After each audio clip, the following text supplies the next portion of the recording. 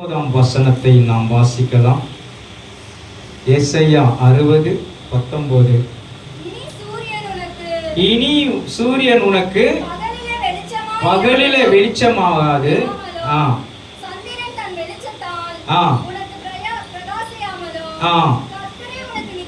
கர்த்தரே உனக்கு நித்திய வெளிச்சமும் மகிமையுமாய் இருப்பார். உன் தேவனே உனக்கு மகிமையுமாய் இருப்பார். எத்தனை பேர் விசுவாசிக்கிறீங்க?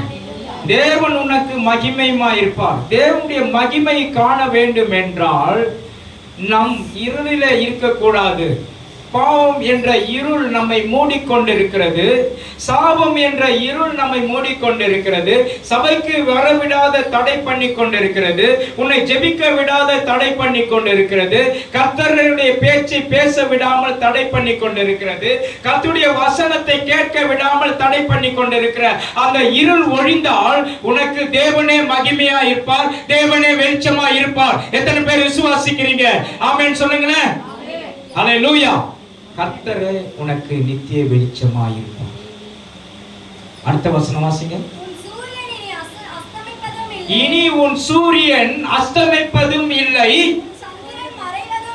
உன் சந்திரன் உனக்கு மறைவதும் இல்லை. கர்த்தரே உனக்கு நித்திய வெளிச்சமாய் இருப்பார். உன் துக்க நாட்கள் முடிந்து போகும். விசுவாசிக்கிறீங்களா?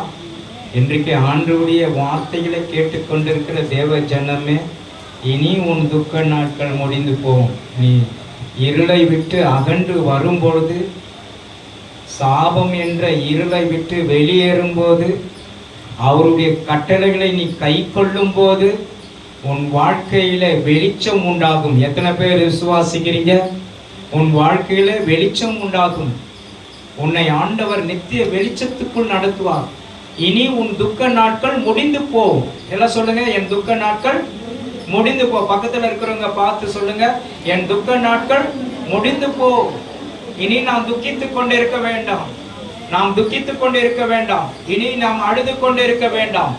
எல்லாவற்றிலும் அவர் வெளிச்சமா இருக்கிறார், நித்திய வெளிச்சமா இருக்கிறார். இயேசு என் பட்சத்தில் இருக்கும்போது மனுஷன் எனக்கு என்ன செய்வான்? எத்தனை பேர் சொல்றீங்க? ஹல்லேலூயா. இயேசு என் பட்சத்தில் இருக்கிறார். எல்லாம் சொல்லுங்க, பக்கத்துல இருக்கிறவங்களை பார்த்து சொல்லுங்க, இயேசு என் பட்சத்தில் இருக்கிறார்.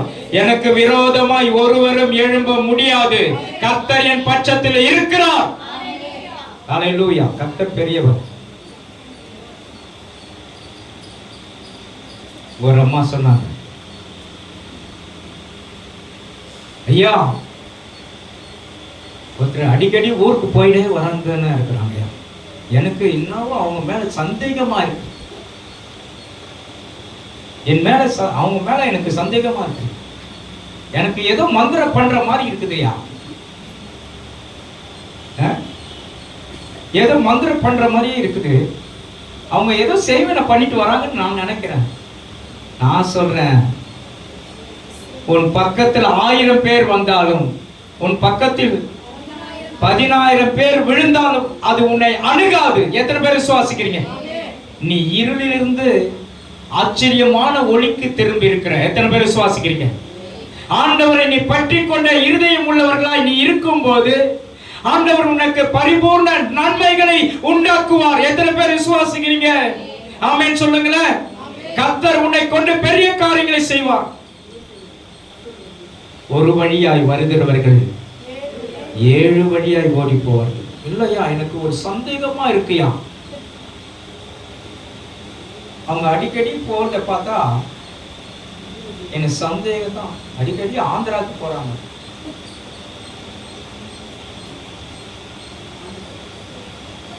யாக்கோப்புக்கு எதிரான மந்திரவாதம் இல்லை, இஸ்ரேலுக்கு எதிரான குறி சொல்லுதலும் இல்லை. விசுவாசிக்கிறீங்களா? இஸ்ரேலுக்கு எதிராக குறி சொல்ல முடியாது. நம்மளாம் யாரு? இஸ்ரவேலர்கள். தேவனை துதிக்கிறவர்கள், தேவனுடைய சத்தத்தை கேட்கிறவர்கள், தேவனை ஆராதிக்கிறவர்கள், தேவனை மகிமைப்படுத்துகிறவர்கள், தேவனுக்கென்று தன்னை அர்ப்பணித்தவர்கள், தேவனுடைய மீட்பை பெற்றவர்கள், தேவனுக்காக ஆயத்தமாய் இருக்கக்கூடியவர்கள், தேவனுடைய சத்தத்தை கேட்கக்கூடியவர்கள், தேவனுக்காக வசனத்தை தியானிக்க கூடியவர்கள், தேவனுடைய கட்டளைக்கு தன்னை அர்ப்பணித்தவர்கள், இவர்கள் எல்லாருக்கும் ஒன்றும் நடக்காது. எத்தனை பேர் விசுவாசிக்கிறீங்க? யாக்கோபுக்கு எதிரான மந்திரவாதம் இல்லை, இஸ்ரவேலுக்கு எதிராக குறி சொல்லுதலும் இல்லை. ஏனென்றால் கர்த்தர் சொல்லுகிறார், இனி சூரியன் உனக்கு அஸ்தமிப்பதில்லை, சந்திரன் உனக்கு மறைந்திருப்பதில்லை, கர்த்தரே உனக்கு நித்திய வெளிச்சமாய் இருக்கிறார். எத்தனை பேர் விசுவாசிக்கிறீங்க? கர்த்தரே நித்திய வெளிச்சமாய் இருக்கிறார். உன் துக்க நாட்கள் ஒழிந்து போயிற்று, உன் துக்க நாட்கள் ஒழிந்து போயிற்று, உன்னுடைய பலவீனங்கள் மாறிற்று, உன்னுடைய கட்டுகள் உடைந்திற்று. உனக்கு விரோதமாக எழும்பினவர்கள், உன்னை பகைத்தவர்கள் எல்லாரும் உன்னுடைய பாத பலியில வைக்க போகிறார். எத்தனை பேர் விசுவாசிக்கிறீங்க? ஆமென் சொல்லுங்க. எல்லாரும் கரங்களை தட்டி தேவனை மகிமைப்படுத்துவோம். ஹல்லேலூயா. இருப்பதில்லை, துக்க நாட்கள் ஒழிந்துச்சு. ஹல்லேலூயா. ஆண்டவருடைய பிள்ளைகளுக்கு இன்றைக்கு ஆண்டவர் கூடவே இருக்கிறார் என்பதை நீங்க அறியாமல் நாம என்ன பண்றோம்? காலத்தை என்ன பண்ணிட்டு இருக்கோம்? வீணாக்கி கொண்டிருக்கோம், பயத்தை உண்டாக்கி கொண்டிருக்கோம், இருளில் நடமாடி கொண்டிருக்கோம். அதுதான் இருளில் இருக்கிற ஜனங்கள் ஆச்சரியமான வெளிச்சத்தை கண்டார்கள். ஏசாயா 9 சொல்லப்பட்டிருக்கிறது. ஏசாயா 9:2 தானே வாசிங்க.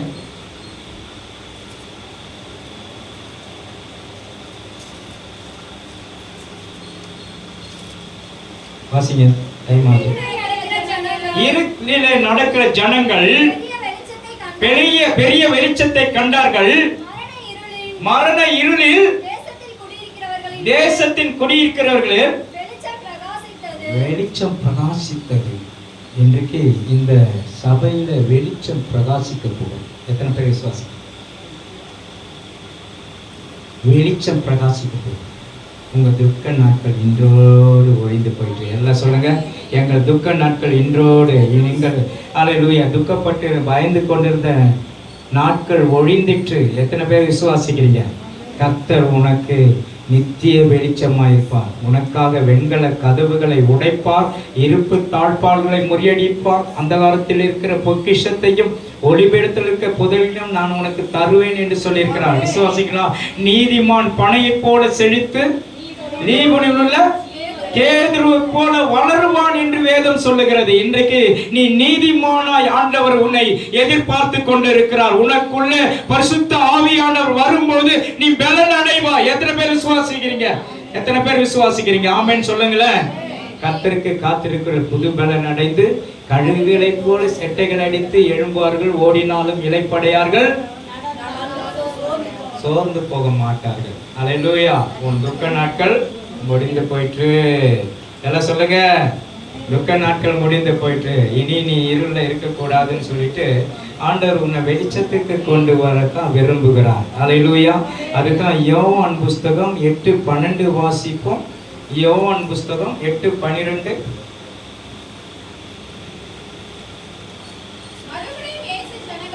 மறுபடியும் இயேசு ஜனங்களை நோக்கி, நான் உலகத்திற்கு ஒளியாய் இருக்கிறேன். ஆமென். அடைந்திருப்பான், ஜீவ ஒளியை அடைந்திருப்பான். விசுவாசிக்கிறீங்களா? ஆண்டவர் மறுபடியும் ஜனங்களை நோக்கி என்னை பின்பற்றி கடவன், என்னை பின்பற்ற கடவன் சொல்றார்.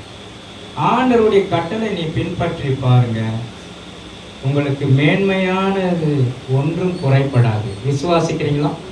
மேன்மையானது ஒன்றும் குறைபடாது. நான் ஆண்டவருக்குள்ள தானே இருக்கிறேன் அப்படின்னு நினைக்க கூடாது. ஆனா நான் வெளிச்சத்துல இருக்கிறேன்னு சொல்லிட்டு இருள இருக்கக்கூடாது. இருளான சந்தேகம், இருளான போராட்டம், இருளான பகை, இருளான பிரச்சனை, ஐக்கியம் இல்லாத ஒரு உறவு, இதெல்லாம் இருளை சார்ந்தது. ஐக்கியமில்லாத உறவு எதை சார்ந்தது? இருளை சார்ந்தது. ஒரு உறவு உண்டாகும் பொழுது எவ்வளவு சந்தோஷம் ஏற்படுகிறது. ஒரு உறவு ஏற்படும் போது, ஒரு புதிய உறவுக்காக நீங்க பாருங்க, நாங்க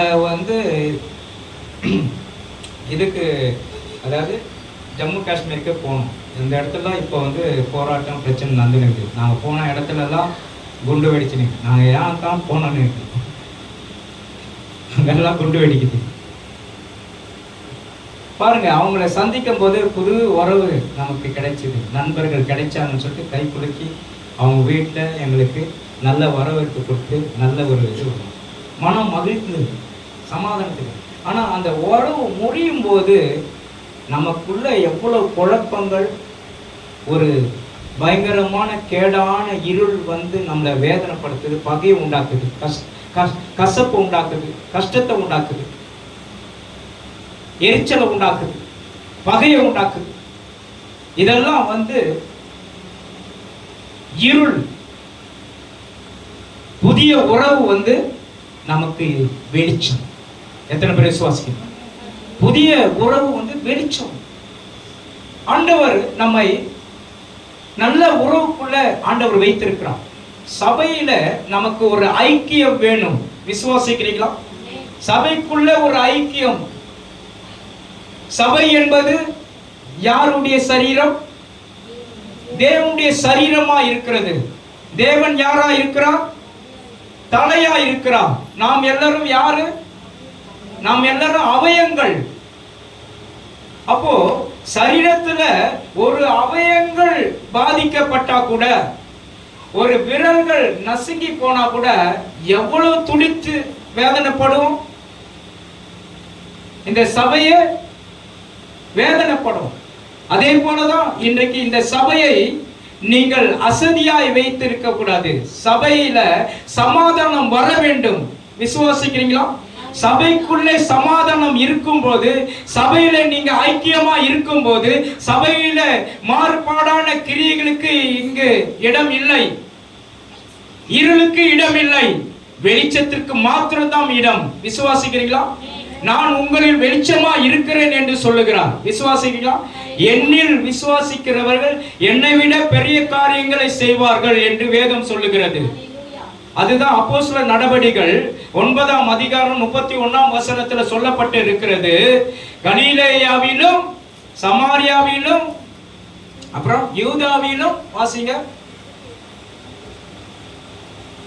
சபைகள் எல்லாம் சமாதானம் பெற்று பக்தி விருத்தி அடைந்து கர்த்தருக்கு பயப்படுகிற பயம். என்ன இவ்வளவு நேரம் ஆச்சு எடுக்க?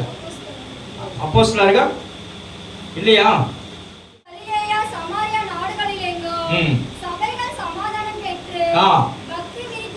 பக்தி விருத்தி அடைந்து பயத்தோடு நடந்து பெருகின. பாருங்க, பரிசுத்த ஆவியானுடைய ஆறுதலும் நடந்து பெருகின.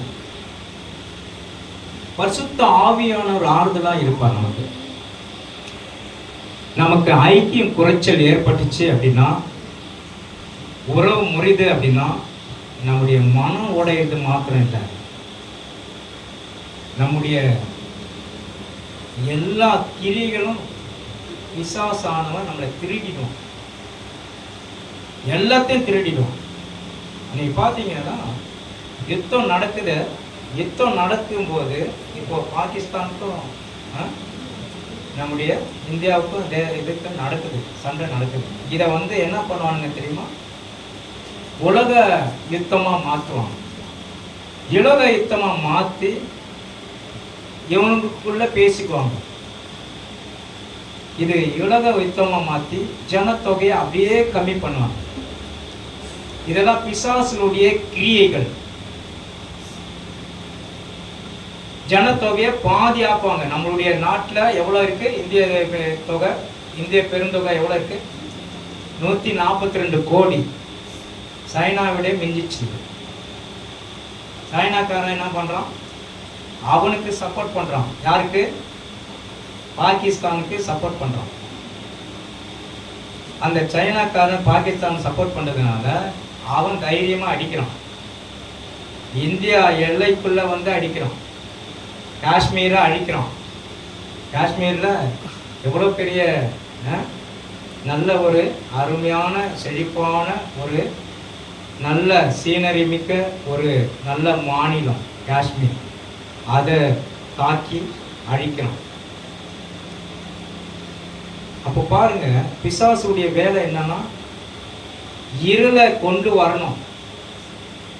ஆண்டுடைய வேலை என்னன்னா வெளிச்சத்தை கொண்டு வரணும். வெளிச்சம் என்பது ஒரு சமாதானத்துக்குரியது. எத்தனை பேர் விசுவாசிக்கிறீங்க? அல்லேலூயா. வெளிச்சம் என்பது ஒரு சமாதானத்துக்குரியது. ஆண்டவர் வெளிச்சம் நல்லது என்று கண்டார். அதுதான் சொல்றாரு. ஆதியாகமம் முதல் ஆரம்ப புஸ்தகத்துல என்ன சொல்லப்பட்டிருக்கு? வெளிச்சம் நல்லது என்று கண்டார். வெளிச்சத்தை உண்டாக்கிட்டு அது நல்லது என்று கண்டார். அப்போ இருளுக்கும் வெவ்வேறாக பிரிக்கிறார். இருளும் வெளிச்சமும் வெவ்வேறாக பிரிக்கிறார். இருள் வேற, வெளிச்சம் வேற. கஷ்டம் வேற, ஆசீர்வாதம் வேறு. இன்னைக்கு நிறைய பேர் கஷ்டப்பட்டு கொண்டு இருக்கிறீர்களே, ஏன் சிந்தித்து பார்த்தீங்களா? ஏன் நமக்கு இத மாதிரி பிரச்சனை நடக்குது? ஏன் குழப்பம் நடக்குது? நமக்குள்ள ஏன் பிரச்சனைகள்? ஏன் கஷ்டம்? ஏன் வியாதி? ஏன் சரீர பலவீனம் தாக்கப்படுது? ஆண்டவருக்காக நான் என்ன செய்யணும்? கர்த்தருக்காக நான் என்ன செய்யணும்? நான் என்ன ஐக்கியப்படணும்? சபைகள் எல்லாம் சமாதானம் பெற்று பக்தி விருத்தி அடைய வேண்டும். பரிசுத்த ஆவியானவருடைய ஆறுதலோடு சபை நடக்கணும். இந்த சபை யாருடைய சபை? பரிசுத்த ஆவியானவரால் ஆறுதல் பெற்ற சபை. விசுவாசிக்கிறீங்களா? பரிசுத்த ஆவியானவர் நமக்கு தந்தரில்லைக்கிறார். விசுவாசிக்கிறீங்களா?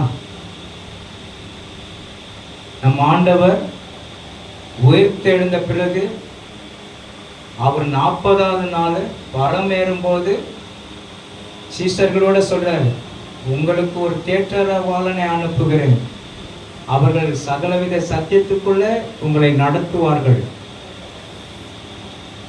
உங்களுக்கு ஒரு பணிவிடைக்காரரை அனுப்புகிறேன், உங்களை பலப்படுத்துகிற கிறிஸ்து வருவார். இன்றைக்கு பரிசுத்த ஆவியானவர் நம்மை பலப்படுத்துகிறவராய் இருக்கிறார். எத்தனை பேர் விசுவாசிக்கிறீங்க? பரிசுத்த ஆவியானவரை நீங்க பெற்றுக்கொள்ளாமல் எதையும் சாதிக்க முடியாது. அதுக்காக தான் நான் ஞானஸ்தானம் எடுங்கன்னு சொல்றேன். பரிசுத்த ஆவியின் ஞானஸ்தானத்தினால நீ பெற்றுக்கொண்டால் உனக்கு எல்லாமே சகலமும் நன்மைக்கு ஏதுவாய் முடியும். எத்தனை பேர் விசுவாசிக்கிறீங்க? ஆமென் சொல்லுங்களேன். கர்த்தர் உன்னை கொண்டு பெரிய காரியங்களை செய்ய அவர் வல்லமை உள்ள தேவனாய் இருக்கிறார். கர்த்தருக்கு தம்மை அர்ப்பணிக்கும் போது உறவுகள் மேம்படும். விசுவாசிக்கிறீங்களா? உறவுகள் மேம்படும். ஆண்டவர் உன்னை இருளிலிருந்து ஆண்டவர் நல்ல வாழ்க்கைக்கு, ஒளியின் வாழ்க்கைக்கு கொண்டு வந்து உன்னை நிறுத்துவார். கர்த்தர் உன்னை விட்டு விலகுவதும் இல்லை, உன்னை கைவிடுவதில்லை என்று சொல்லுகிறார். கர்த்தர் உன்னை வாளாக்காமல் தலையாக்குவார், நீ கீழாகாமல் மேலாவா என்று வேதம் சொல்லுகிறது. ஹல்லேலூயா. ஒளியின் பிள்ளைகளாய் நீங்கள் காணப்படுவீர்கள். வாசிங்க 1 யோவான் புஸ்தகம் 1:7.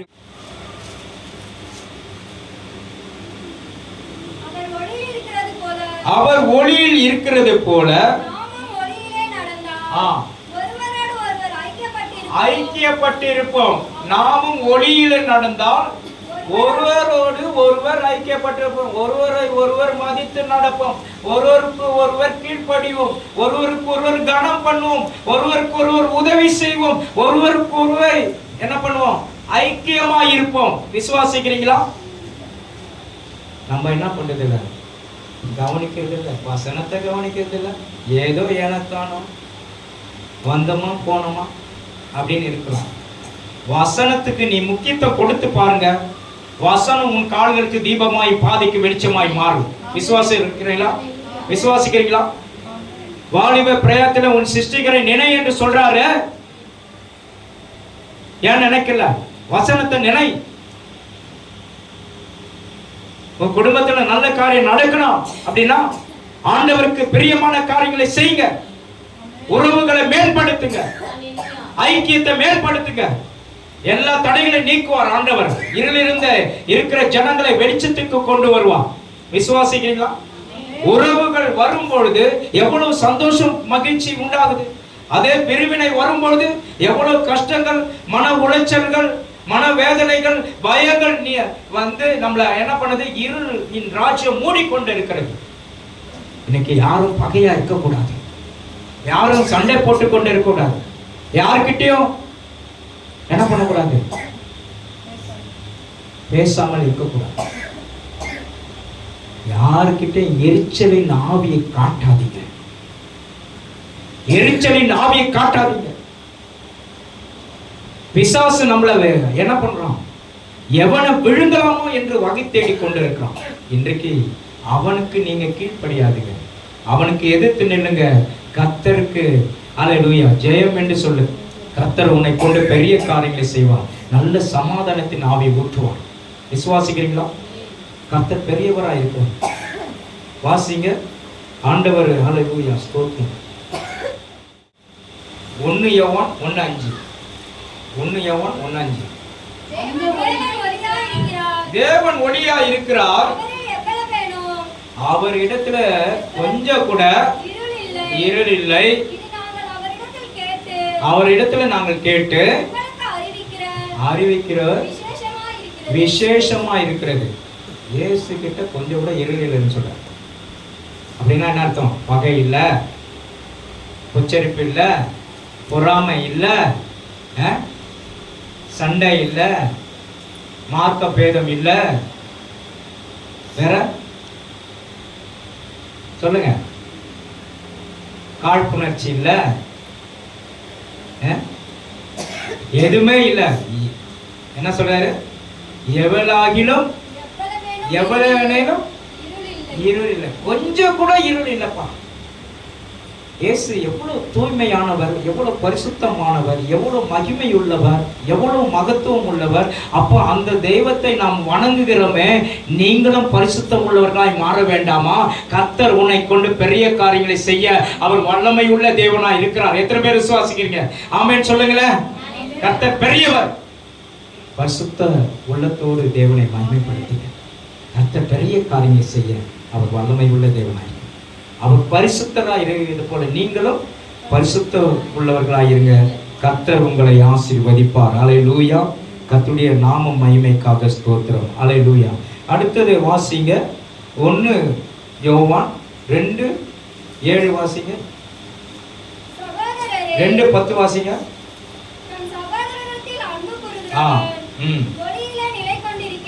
நிலை கொண்டிருக்கிறான், ஒளியிலே நிலை கொண்டிருக்கிறான், இடரல் ஒன்றும் இல்லை. விசுவாசிக்கிறீங்களா?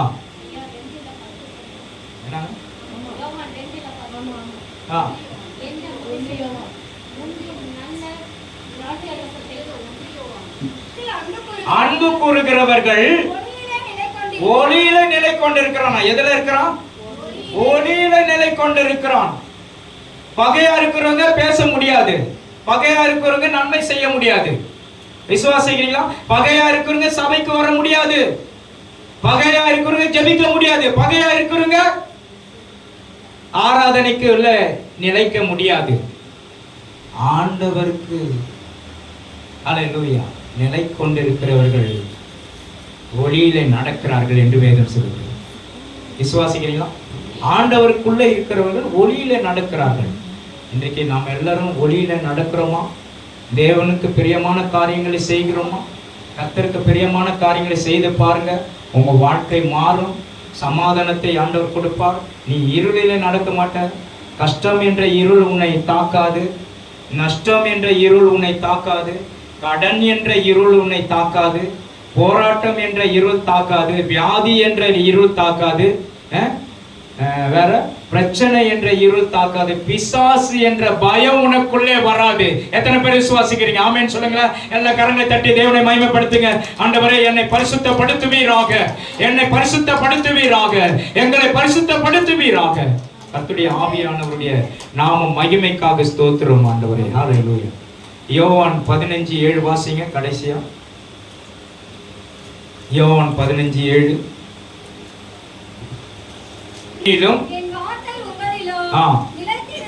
என் வார்த்தை உங்களிலும் நிலைத்திருந்தால் நீங்கள் கேட்டுக்கொள்வது எதுவோ உங்களுக்கு செய்யப்படும். நீங்க கேட்டதெல்லாம் நடக்கும். விசுவாசிக்கிறீங்களா? எப்படி இருக்கணுமா? நீங்கள் என்னிலும் என் வார்த்தை உங்களிலும் நிலைத்திருந்தால் நீங்க கேட்கிறதெல்லாம் நடக்கும். விசுவாசிங்களா?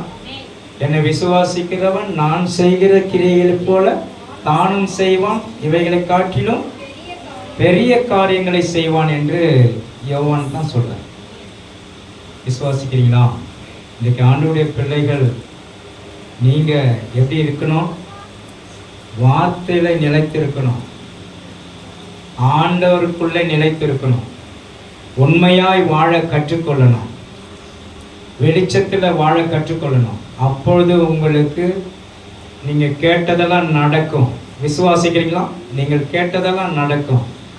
அதுதான் சொல்றாரு, கர்த்தருடைய வேதத்தில் பிரியமாயிருந்து இரவும் பகலும் தியானமாய் இருக்கிற மனுஷன் பாக்கியவான். அவன் நீர்க்கால்களின் ஓரமாய் நடப்பட்டு தன் காலத்தில் தன் கனியை தந்து இலையுதிராத மரத்தை போல் இருப்பான். அவன் செய்வதெல்லாம் வாய்க்கும். இன்னைக்கு நீங்க செய்வதெல்லாம் கேட்டதெல்லாம் நடக்கும், ஜெபிக்கிறதெல்லாம் நடக்கும். இன்னைக்கு ஆண்டவருக்கு கீழ்ப்படிய வேண்டும். பாஸ்டர் சொல்றாரு, ஏன் இதை மாதிரி கடிந்து பேசுறாரு அப்படின்னு சொல்லிட்டு நினைக்காதீங்க. கடிந்து பேசணுன்னா எனக்கு ஐயோ, நான் பேசலைன்னா எனக்கு தான் ஐயோ. விசுவாசிக்கிறீங்களா? நான் மொழிப்பிட்டு போயிடலாம். நீங்கள் தான் தசம பாக கொடுக்குறீங்களே, நீங்கள் தான் எனக்கு காணிக்கை கொடுத்து எனக்கு என்ன பண்ணுறீங்க, மொழிப்பிடலாம். ஆனால் ஆண்டவர் சொல்கிறாரு, யார் தசம பாகம் கொடுத்தாலும் கொடுக்காவிட்டாலும் நீ உள்ளதை உள்ளபடி பேசுன்னு சொல்கிறாரு. எத்தனை பேர் விசுவாசிக்கிறீங்க? இன்னைக்கு ஹல்லேலூயா. உன்னை கடிந்து பேசலைன்னா நீ ஹல்லேலூயா சரிப்பட்டு வரமாட்டேன். ஆண்டவர் கடிந்து பேச வைக்கிறார். நீ ஒழுங்கு கிரமமாய் மாறணும், நீ கனி கொடுக்கிற மரமாய் மாறணும், தேவனுக்கு பிடித்தமான மகனாய் மாறணும், பிடித்த மகளாய் மாறணும். அதற்காகத்தான் ஆண்டவர் உன்னை இருளிலிருந்து ஆச்சரியமான ஒளிக்கு கொண்டு வந்திருக்கிறார். எத்தனை பேர் விசுவாசிக்கிறீங்க? ஆமென் சொல்லுங்களேன். ஹல்லேலூயா. கர்த்தர் பெரிய காரியங்களை செய்ய போகிறார் உன் வாழ்க்கையில. நீ ஆசீர்வாதம் பெற வேண்டாமா? நீ இங்கிருந்து ஆசீர்வாதத்தை பெறாத இருந்தா எப்படி? பரிசுத்த ஆவியானவர் இந்த இடத்துல அசைவாடி கொண்டு இருக்கிறாரு. நீ அந்தகார இருளில் இருக்கலாமா? ஆண்டவர் கிட்ட நீ கேளு, ஆண்டவரே நான் என்ன செய்ய வேண்டும்? உமக்காக என்னை எப்படி நான் அர்ப்பணிக்கணும்? ஆண்டவர் கிட்ட ஒரு வார்த்தையாச்சு நீ பேசிருப்பியா? ஒரு வார்த்தை கேட்டிருப்பியா? கேளு, அப்பொழுது உனக்கு கொடுக்கப்படும். இரவும் பகலும் தியானமாய் இருக்கிற மனுஷன் பாக்கியவான். அவன் நீர்க்கால்களின் ஓரமாய் நடப்பட்டு தன் காலத்தில் தன் கனியை தந்து இலையுதிராத மரத்தை போல் இருப்பான். அவன் செய்வதெல்லாம் வாய்ப்பான். விசுவாசிக்கிறீங்களா? இன்றைக்கு ஆண்டவருக்கு ஒப்பு கொடுக்கும் போது, உங்களுடைய வாழ்க்கையை ஒப்பு கொடுக்கும் போது உன்னால பிறர் மகிழ்வார்கள். விசுவாசிக்கிறீங்களா? உன்னால உன் தாய் மகிழ்வார்கள், உன்னால உன்னுடைய குடும்பம் மகிழும், உன்னால எல்லாரும் சந்தோஷப்படுவார்கள், உன்னால எல்லாருக்கும் நம்பிக்கை உண்டாகும். ஆண்டவர் சொல்றாரு, உன்னை சகல ஜனங்களுக்குள்ள உன்னை கீர்த்தியும் புகழ்ச்சியுமாய் வைப்பேன் என்று சொல்ற. கர்த்தர் உன்னை கொண்டு பெரிய ஜாதியாய் மாற்றுவேன் என்று சொல்றார். பந்தியை சுற்றிலுமாய் ஒளிவு மர கன்றுகளை போல மாற்றுவேன் என்று சொல்றார். நீ ஆண்டவருக்கு தன்னை அர்ப்பணிக்காத இருக்கிறதுனால தான் உனக்கு கஷ்டம். நீ மற்றவருக்கும் ஒரு அருவருப்பான காரியங்களை நீ செய்யக்கூடாது. ஆண்டவருக்கு பிரித்தமான காரியங்களை செய்து பார். கர்த்தர் உன்னை கொண்டு பெரிய காரியங்களை செய்வார். அடுத்தபடியாக ஆண்டவருடைய வார்த்தையை நாம் பார்ப்போம். 1 யோவான் 2:9 வாசிப்போம். 2:9. 1 யோவான்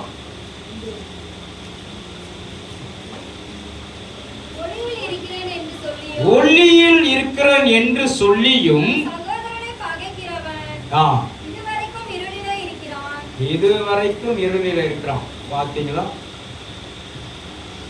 யார்கிட்டயும் பகையா இருக்க கற்றுக்கொள்ளாதீங்க. பகையை மறந்து பேசுங்க. சகோதரத்துவம் மிகவும் முக்கியமானது. சகோதரர்கள் ஒருமித்து வாசம் செய்வது எத்தனையோ நன்மையும் இன்பமானது. அங்கு ஜீவனும் ஆசீர்வாதமும் உண்டு. இன்றைக்கு சகோதரரை பகைச்சிட்டு, சகோதரியை பகைச்சிட்டு, நல்லா பக்கத்து வீட்டுக்காரர்களை பகைச்சிட்டு சபைக்கு வராத. அவங்களோட நீ ஐக்கியமாகணும். எல்லாரோடு ஐக்கியமாகணும். ஒருவருக்கொருவர் சமாதானம் ஆகணும். உனக்கு விரோதமாக எழும்புகிறார்களா, அவங்கக்கிட்ட நீ பேசு. இல்லை உனக்கு விரோதமாய் மந்திரம் செய்கிறாங்களா, அவங்கக்கிட்ட பேசு. உனக்கு விரோதமாய் அவங்க உனக்கு பில்லி சூனி வைக்கிறாங்களா, பரவாயில்ல பேசு. பேசும்போது அவங்கள மனம் கசந்து வேதனைப்படுவார்கள். விசுவாசிக்கிறீங்களா? அதுதான் சொல்லப்பட்டிருக்கு. 28, அதாவது உபாகம் 28:10 வாசிங்க. 28:10. பூமியில் உள்ள சகல ஜனங்களும் கர்த்தருடைய நாமம் இவர்களுக்கு, கர்த்தருடைய நாமம் உனக்கு தரிக்கப்பட்டது என்று பூமியில் ஜனங்கள் எல்லாம் கண்டு, பூமியில் உள்ள சகல ஜனங்கள் எல்லாம் கண்டு உனக்கு பயப்படுவார்கள். விசுவாசிக்கிறீங்களா? உனக்கு விரோதமா எந்த ஆயுதம் வாய்க்காது. ஒரு வழியாய் வருகிறவர்கள் 7 வழியாய் ஓடி போவார்கள். பகைய நீ வச்சுட்டு எனக்கு இவ்வளோ பண்ணிட்டாங்களே சொன்னா அது இருள இருக்கிறன்னு அர்த்தம். பழி வாங்க துடிக்காத. ஆபேலின் ரத்தம் பழி வாங்க துடித்தது. ஆனா இயேசு கிறிஸ்துவின் ரத்தமும் நமக்கு ரட்சிப்பை கொண்டு வந்தது. விசுவாசிக்கிறீங்களா? அதுதான் வெளிச்சத்திற்கு கொண்டு வந்த தெய்வம். அல்லேலூயா. நம் ஆண்டவராகிய இயேசு கிறிஸ்து இவ்வுலகத்துல சுற்றி திரியும் பொழுது எல்லா இடங்களிலும் ஆண்டவர் நன்மைகளை செய்து கொண்டே வந்தார். எல்லா இடங்களிலும் ஒரு சமாதானத்தை கொடுத்து கொண்டே இருந்தார். எல்லா இடங்களிலும் அற்புதம் நடந்து கொண்டே இருந்தது. எல்லா இடங்களிலும் நன்மை நடந்து கொண்டே இருந்தது. எல்லா இடங்களிலும் ஆண்டவர் வியாதியை நீக்கினார். எல்லா இடங்களிலும் கர்த்தர் விடுதலை கொடுத்தார். பிசாசை நசுக்கி போட்டார். பிசாசு பிடித்தவனுக்கு கர்த்தர் விடுதலை ஆக்கினார். சப்பானியை ஆண்டவர் நடக்க செய்தார். ஊமையனை பேச வைத்தார். குருடனை பார்க்க வைத்தார். எல்லாரையும் ஆண்டவர் விடுதலை ஆக்கினார். நன்மைகளை செய்தார். இன்றைக்கு நீயும் நன்மை செய்து பழகு. நன்மை செய்து பழகு. கர்த்தர் உன்னை கொண்டு பெரிய காரியங்களை செய்வார். பழி வாங்க துடிக்காது. பழி வாங்க துடிக்காது. இவங்க எனக்கு செஞ்சிட்டாங்களேன்னு சொல்லிட்டு பழி வாங்காதீங்க. விசுவாசிக்கிறீங்களா? உன்னுடைய வழிகள் கர்த்தருக்கு பிரியமா இருந்தா சத்துருக்களும் சமாதானமாகும்படி கர்த்தர் கட்டளையிடுவார். வழி கர்த்தருக்கு பிரியமா இருக்கணும். கர்த்தருக்கு பிரியமான வழியை நீ தேடு. உன்னை கொண்டு பெரிய காரியங்களை செய்வார். கர்த்தருடைய வழியில நீ நடக்கும்போது நீ ஒளி உனக்குள்ளே இருந்து கொண்டே இருக்கும். இருள் கொஞ்சம் கூட உன்னை அண்டாது. கர்த்தர் உன்னை கொண்டு பெரிய காரியங்களை செய்வார். விசுவாசிக்கிறீங்களா? கர்த்தர் உன்னை கொண்டு பெரிய காரியங்களை செய்வார். சமாதானத்தின் தேவன் நம்மோடு கூட இருக்கிறார். அல்லேலூயா. கர்த்தர் உங்களோடு கூட இருப்பாராங்க. நாம் எல்லாரும் எழுந்து நின்று தேவனை மகிமைப்படுத்தும். அவர் உங்களுக்கு ஒளியா இருக்கிறார். அவர்கிட்ட கொஞ்சம் கூட இருள் இல்லை. கொஞ்சம் கூட இருள் இல்லை. அல்லேலூயா. கர்த்தர் அல்லேலூயா. சகோதரன் தன் சகோதரனை பகைக்கிறவன் இருளிலே நடக்கிறான் என்று வேதம் சொல்கிறது. இன்றைக்கு இந்த சபையையும் இந்த சபை விசுவாசிகளையும் நீ பகைக்க கூடாது. எல்லாரிடத்திலும் சமாதானமாக இருக்க கற்றுக்கொள்ளுங்க. ஒருவருக்கொருவர் ஐக்கியமாக இருக்க கற்றுக்கொள்ளுங்க. நம்பிக்கையாக இருக்க கற்றுக்கொள்ளுங்க. நல்ல உறவு முறைகளை ஏற்படுத்தி கொள்ளுங்க. நல்ல உறவு முறைகளை நீங்கள் கையாளுங்க. கர்த்தர் உன்னை கொண்டு பெரிய திட்டங்களை வச்சிருக்கிறார். கர்த்தருடைய பிள்ளைகளாய் செவி கொள்ளுங்க. இந்த சபை சொல்லுகிறதை நீங்கள் கேளுங்க. இந்த சபைக்கு கீழ்ப்படிங்க. ஊழியக்காரர்களுடைய வார்த்தைக்கு கீழ்ப்படிங்க. கர்த்தர் உன்னை கொண்டு பெரிய ஜாதியாய் மாற்றுவார். உனக்கு எல்லாவற்றையும் செய்ய வல்லவராய் இருக்கிறார். அன்பின் பரலோக பிதாவே, இந்த நாளுக்காக ஜெபிக்கிறோம். உம்முடைய நாமம் மகிமைப்படும்படியாக ஜெபிக்கிறோம். பெரியவராய் இருந்து வழி நடத்துவீராக. கர்த்தருடைய ஆவியானவர் எங்குண்ட விடுதலை உண்டு. கர்த்தர் பெரியவராய் இருந்து வழி நடத்து ஆசீர்வதி. இயேசுவின் நாமத்தில் பிதாவே. இப்பொழுது காணி இந்த நாளில் ஒவ்வொருவரையும் சமாதானத்தை கட்டளையிடுங்கள். ஒவ்வொருவரும் ஆண்டவரே நல்ல வெளிச்சத்தின் பிள்ளைகளாக, உண்மையுள்ளவர்களாக நீர் மாற்றுங்க. எல்லா அந்தகார கிரியைகள், அந்தகார இருள்கள் விலகட்டும். எல்லா தடைகள் நீங்கட்டும். புது பலத்தால் விடை கட்டுங்கள். பெரிய காரியங்களை செய்ய சமாதானமும் சந்தோஷம் பெருகட்டும். இயேசுவின் நாமத்தில் பிதாவே.